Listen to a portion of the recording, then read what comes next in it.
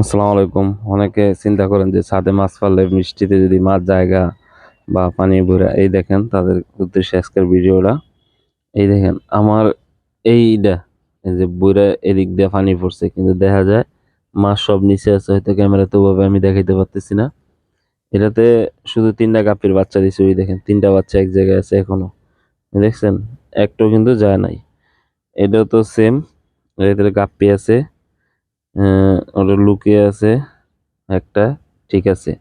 এটার ভিতরে কিছু জেব্রা ছিল, যেভাবে ছিল ওভাবেই আছে, কিন্তু রাত্রে কিন্তু প্রচুর বৃষ্টি হয়েছে, কিন্তু আলহামদুলিল্লাহ মাছ কিন্তু কোনো সমস্যাই হয় নাই আমার। যা আছে সব যার যার জায়গায় যে আছে।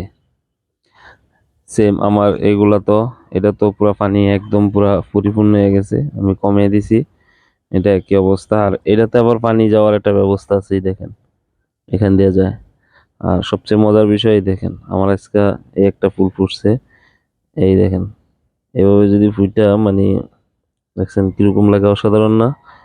এখানেও সেম, এখানেও ওটার ভিতরেও ফুল ফুটছে, দেখেন। তারপরে এই যে পানি যে পড়ছে, তারপরে এই যে এখান দিয়ে কিন্তু পানি পড়ে, তারপর কিন্তু মাছ যেমনি সেমনি ঠিক।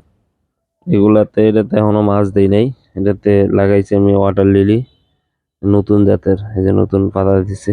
এগুলো কিছুদিন আগে সংগ্রহ করছিলাম। আবার এটার ভিতরে আমি চিংড়ি দিছি ছোট ছোট ইয়াতে, এই টবে। আবার এই দেখেন, কিন্তু দিলেও কিন্তু ওই যে চিংড়িগুলো কিন্তু নিচে আছে, হুম, যায় নাই। আর এটা দেখেন, কিছু প্লান্ট ভিতরে রাখছিলাম, প্লান্ট গুলো এখন দেখেন আলহামদুলিল্লাহ বড় হয়ে গেছে, যথেষ্ট সুন্দর লাগে না? দেখেন। যাই হোক, এই আপনারা যারা মাছ পালেন, বাইরে যদি রাখেন, অনেকে চিন্তা করেন যে মাছ চলে যাব, কিন্তু বাস্তবতা হয়েছে গিয়ে মাছ যাবে না যদি আপনি সুন্দরমতো প্লান দিয়ে রাখতে পারেন। প্লান থাকলে আবার মাছ যায় না, প্লান ছাড়া হলে তখন আবার মাছ পাল দেয়া পড়ে জায়গা, ঠিক আছে। আমার ওই পাশে আরেকটা বোল আছে, 25 লিটারের, ওটারও একটা মাছও কিন্তু যায়নি, খুব সুন্দরভাবেই আছে। যে আমি পানি কিছুটা কমিয়ে দিই, রাত্রে প্রচুর বৃষ্টি ছিল। যাই হোক, ধন্যবাদ সবাইকে যারা আমার ভিডিওটা দেখতেছেন। ভিডিওটা দেখবেন আর বেশি বেশি শেয়ার দিবেন। আল্লাহ হাফেজ।